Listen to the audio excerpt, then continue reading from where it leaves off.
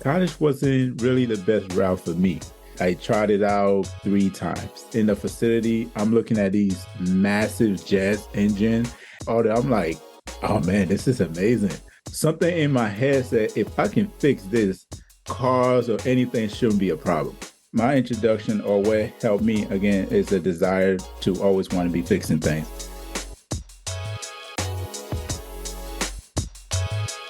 Hello, everyone. Thanks again for joining us on the Falling for Learning podcast. I am TD Flinnaw, the host and a career educator.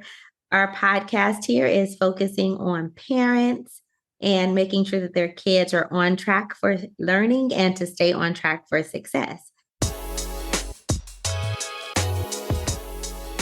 And today we have a special guest, Manker Biah.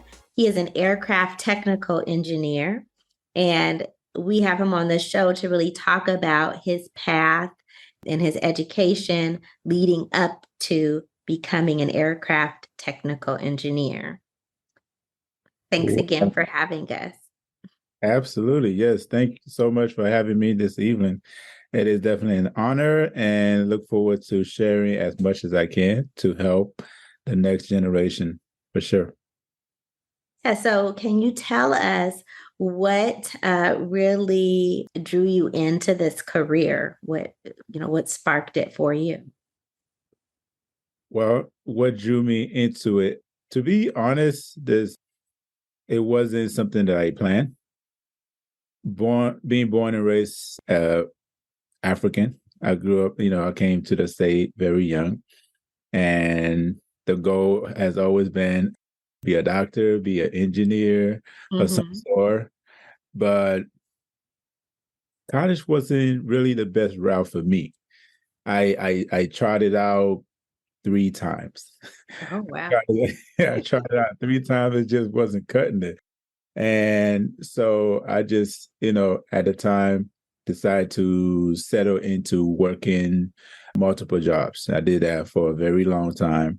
But at the same time, I've always been very great with my hands, very great with my hands. And I got encouraged by my significant other at the time, was like, my parents said, if you don't have a college degree, it ain't going to work out.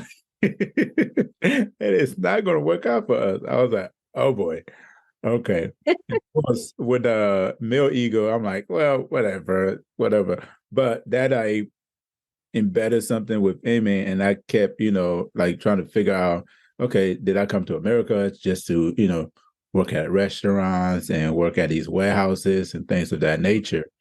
But, when we had that conversation, she was like, I mean, if you're not even going to go to college, at least let's figure out something that you could do with your hands. Okay. Right. And because I've always been, mechanically inclined, working on cars, doing this, doing that. And it's something that I've really never thought about. So when she brought it up, I was like, okay, maybe I could go and become a car mechanic. Okay. And that was something that I was thinking about, car or bikes. I wanted something maybe a little different. And one second. So how old were you at this point? At this point, I was 21. Okay. Yeah, I was 21 around that. And I'm just, processing. And it was really by accident that I passed by the school, the aviation school that's actually kind of in the neighborhood, honestly. And if you're familiar with Georgia, it's in Duluth. And I was just like, I looked at it for a while. I passed by, I looked at it for a while. I'm like, that's interesting. Let me go check it out. Literally, I went in and asked some questions to like the admin, and they walked me around in the facility. I'm looking at these massive jet engine and looking at all that. I'm like, oh man, this is amazing. Like something in my head said, if I can fix this, cars or anything shouldn't be a problem. Right. And really that was my deciding factor when I went there. It took me about a month to get enrolled, and it was a 2-year program to get enrolled and be where I'm at now. But Yeah, this really was the deciding factor or the roadmap for me to get into the aviation world. Wow. So just by chance going in there, what did your parents think about this when they heard about the aviation? My parents, once they finally, well, first of all, they're super excited that I actually, found a path that I enjoy because they definitely have seen me, fixing cars and doing this and that, always, so they were happy that it's something that I enjoy doing. And the fact that I was in school also was definitely, Okay. encouraging to them. But yeah, it was definitely, I mean, a struggle in a sense because it's a whole new industry I didn't know much about, right? Right. Going to school, learning. And again, college wasn't really my strong suit. So I didn't have a focus of, getting it done, or I didn't have a passion in school. So what helped me out, it was a lot of hands-on, Okay. right? Not necessarily, going and just reading books and getting the information from the books. We get the information from the books and we see it in real life, Okay. right? We're able to apply it. So that really helped me out. So what was the name of your college or your Oh, institute that you went to? it's called Aviation Institute of Maintenance. There's actually quite a few locations that's out here. Okay.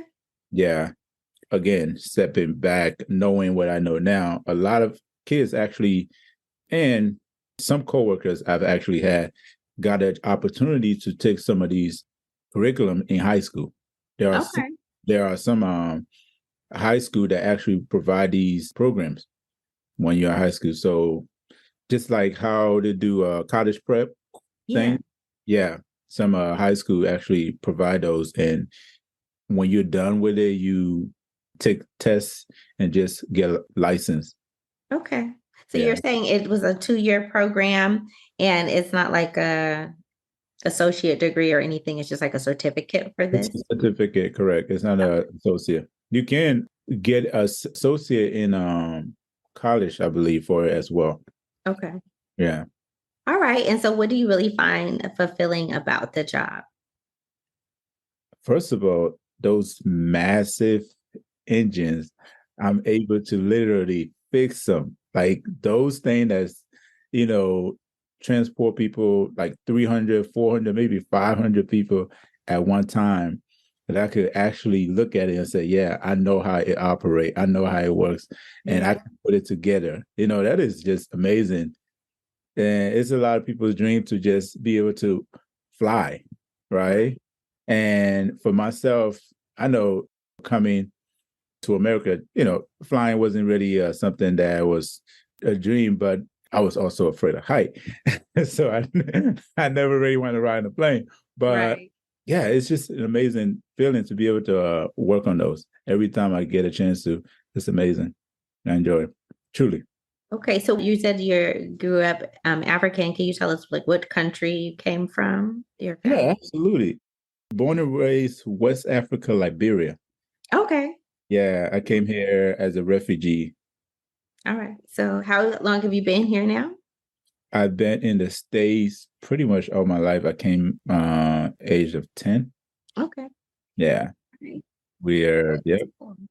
So one thing I want to go back to that you said is that, college wasn't your thing. What made this different than like the traditional college that you were having an issue with before? Well, first, the traditional college, there's not really a guarantee of a job, traditional college, right? We go, we learn these, pick these majors, we pick these subjects and things of that nature. And you might even get your degree in business management or even get your, because I went in first, of course, I wanted to be the doctor. And, I started taking pre-med and I just like, yeah, this ain't me. That's not the language that really resonate with me. But this to me was different because again, it wasn't so much of just learning just a lot of technical information that's not useful, right? I can literally learn the information and go apply it and see it come to life, right? And that's really helped me because, again, it was pretty much career focused, bottom line. So when we think about, this is not like the same as traditional college, like what is there like big tuition to go with it and like student loans? Oh yeah, no, there's definitely you can get student loans, there's grant, you use FAFSA. So all of those programs are definitely available for an individual that gets approved. Obviously, you can get the student loans if you qualify for grants and things of that nature. Absolutely. So it's a private school that you attended, or is it? Yeah. Okay. Yeah, it's private.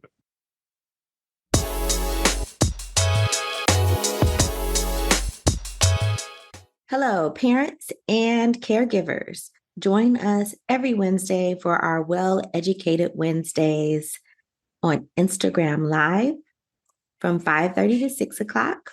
We will be getting your questions answered about how to get kids on track for learning and to stay on track for success. It's free, and you can ask any question that you would like. We're here to serve you and to make sure that you have the tools and strategies needed to make sure your kids are a success. And you can make sure that next generation is on a path to greatness.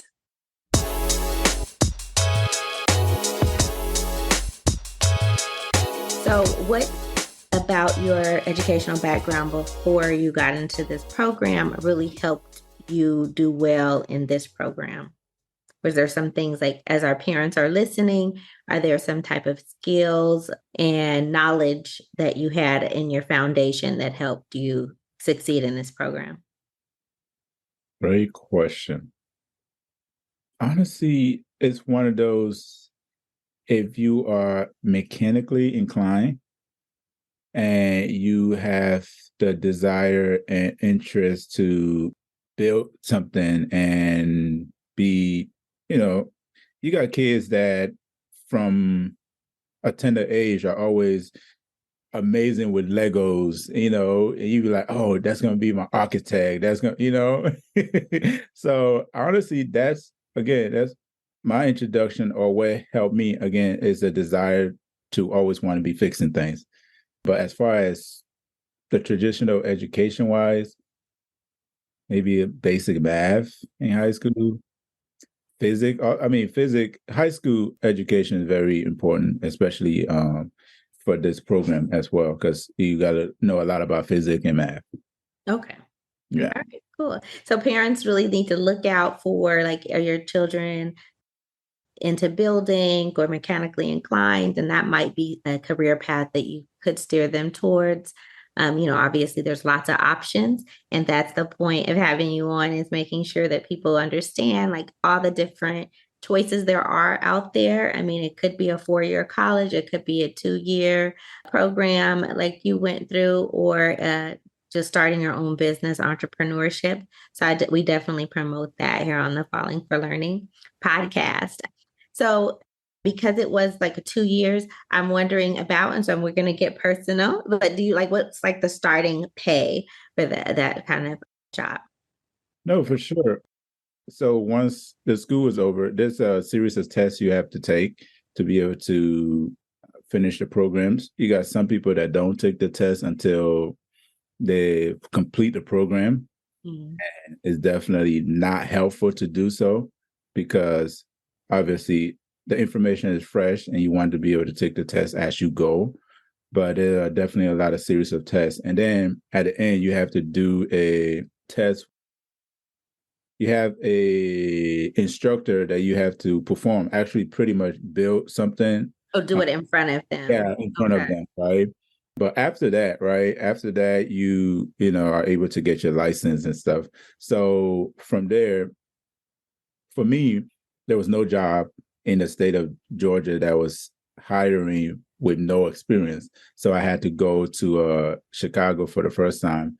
But starting out there was about $15 an hour. plus because license pay. But yeah, it's about 15, $16 I started out. Okay. Now, it might be a little more now because, again, like, you mentioned this is an industry that one is not known well, and a lot of the people that's already in it are kind of phasing out in a sense or going into retirement. So they definitely need a lot of young blood, so to speak, right, to get into it and get to know about it. So they're definitely recruiting and promoting as much as they can. There are a lot of airlines that are actually doing some programs to encourage people to get into the field by making it easily accessible to get into the schools. And also, as a byproduct, the pay rate has been increased a little bit, maybe to adjust with inflation and things. I'm not sure, but it's definitely a lot better now than it was when I For the started. beginning rate. Okay. All right. Well, thank you so much for explaining that information about it and making sure we can have different options for our students as they are growing up. And I know that you also have another career that you're working on. And can you tell us a little bit about that? Oh, no, for sure. My second passion is personal financial education. That again, is something that I definitely had no idea growing up when I was doing my whole dead end jobs and things of that nature. I used to use the excuse of, hey, working at a restaurant, it's okay not to have money. And that's a terrible excuse. Uh, it's a terrible excuse. But yeah, the passion with that is really providing financial education to the masses and basically understanding the importance of our habits with money, right? Whether it's understanding your credit, right? What got your credit to be where it's at? Understanding the importance of investment, emergency funds, even life insurance, right? Those are industry that a lot of people kind of get confused about because, oh, life insurance for the deaf. Oh, I could be rich overnight with life insurance. Which Mm-hmm. one is true? Which one is not? How you can marry it to really get to your goal as far as living the life that you want to live, because ultimately we all have this, everybody want to be wealthy, bottom line, right? But how we get there is really what makes it different. But yeah, that's really what our passion is: personal financial education. Okay.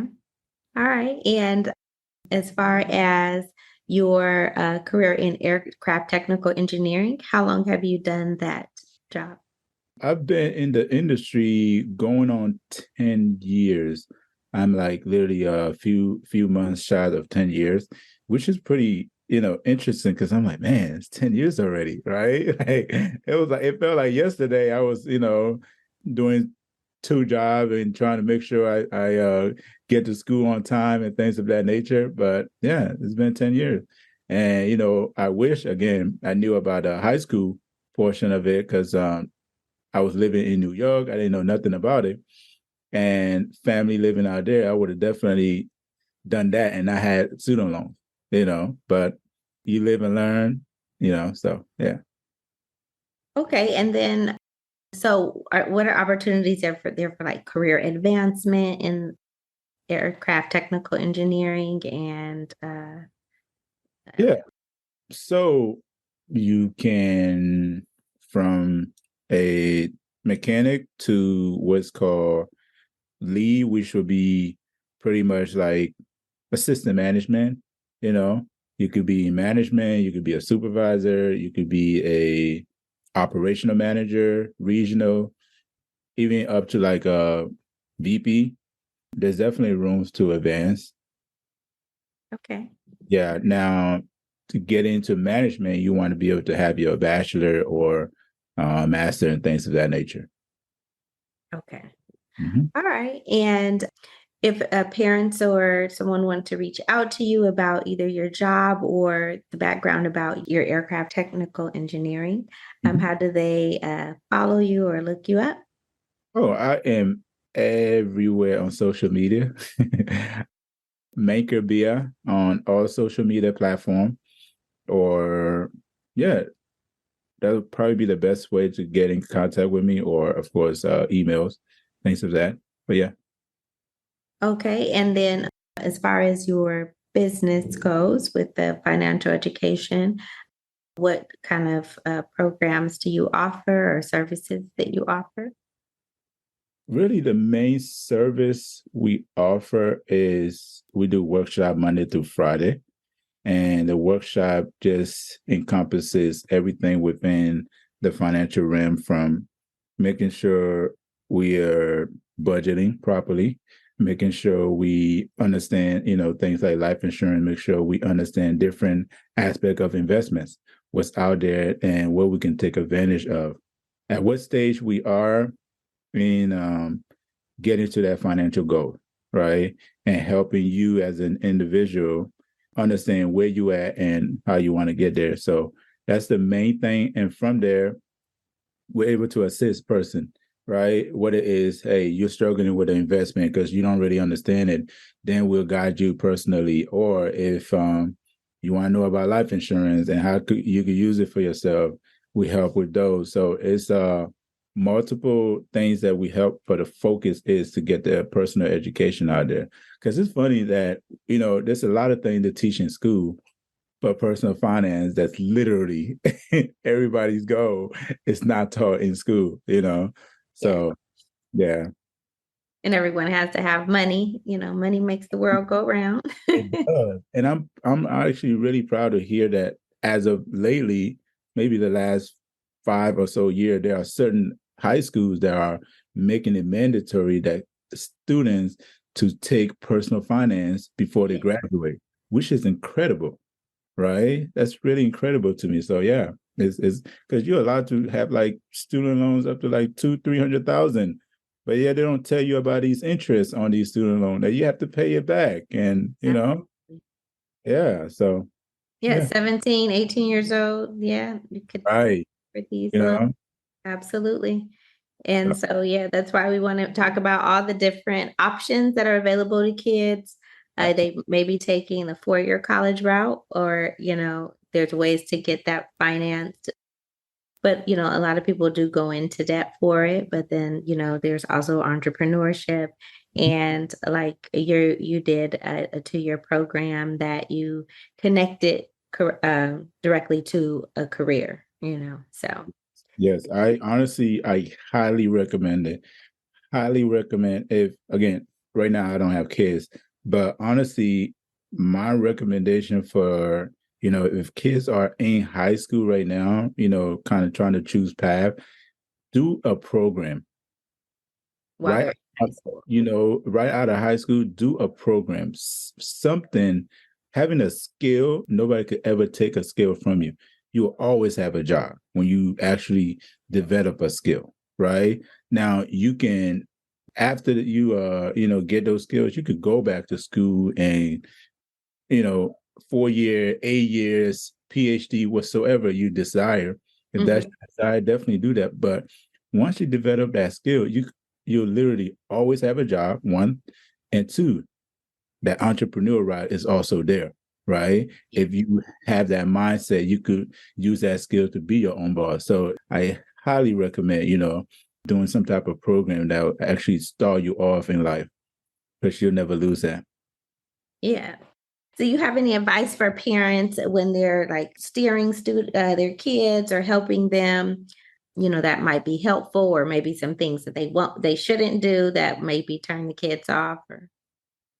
It really just kind of mirror into what I just said. If instead of trying to push them to go to the cottage route, again, making sure that your kids is able to generate income, right? Because the goal, from a lot of conversations I've always had with, parents or adults is, my kid's going to go to college because I went to that school. My kid's going to get their master's because I got a bachelor. They're going to do one step better than me, which again, it might be your goal. It might not be the kid's goal. Or if it is, at least make sure they're able to always, one, finance their life, make sure they're good, right? And a skill is something that you can never take from somebody.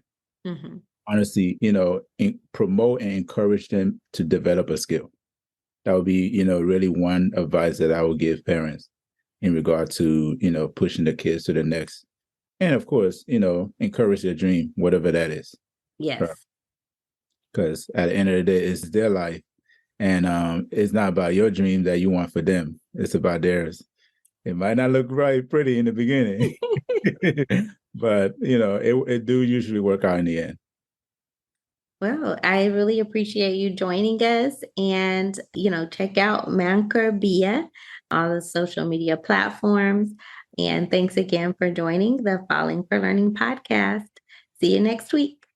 All right. Thank you. Thank you.